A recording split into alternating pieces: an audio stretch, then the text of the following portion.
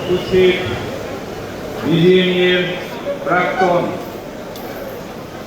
সম্মানিত সভাপতি কেন্দ্র সবাই একত্রিত হয়েছি এমন একটা সময়ে যখন পোশাক শিল্পের ভূমিকা রেখেছে এবং রাখছে সেই পোশাক শিল্পের সার্বিক সমস্যা সেগুলোকে সমাধান করা এবং সমাধান করে আগিয়ে দিতে পারে বিশ্ববাজারে আমরা আরো সমস্যা নিয়ে আমরা যারা গ্রামের পোশাক শিল্প থেকে যারা দায়িত্বে থাকবে সবাই মিলে আমরা পোশাক শিল্পের সার্বিক উন্নয়নের জন্য রাষ্ট্রপতি ছিলেন তখন বাংলাদেশে এই পোশাক শিল্পকে বিশাল একটা পরিবর্তন এবং বিভিন্ন পদক্ষেপের মাধ্যমে এই পোশাক শিল্পকে যারা বিশ্ববাজারে প্রচার করেছিলেন আমরা বিশ্ববাজারে প্রবেশ করে বিশাল বাজার তৈরি করেছিলাম।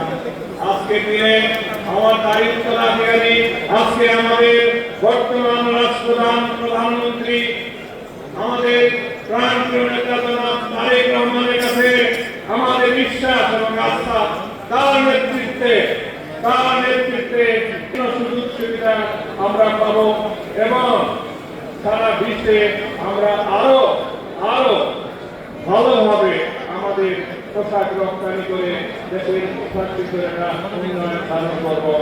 এই ব্যাপারে আমি অনুরোধ করব বিজিএমইএর সভাপতি মহোদয় আসুন আমরা যারা পার্লামেন্টের সদস্য আছি এবং বিভিন্ন সিনিয়র নেতৃত্ব আছেন আমরা বসে সবাই আলোচনা করে আমরা একটা সর্বসম্মতিক্রমে সিদ্ধান্ত নিতে পারি কিনা কিভাবে আমরা পোশাক শিল্পকে বর্তমানে যে সমস্ত সমস্যা আছে এই সমস্যাগুলোকে ওভারকাম করে আগে যাব সেই আশা ব্যক্ত করে সবাইকে ধন্যবাদ জানিয়ে আমি আমার বক্তব্য শেষ করছি।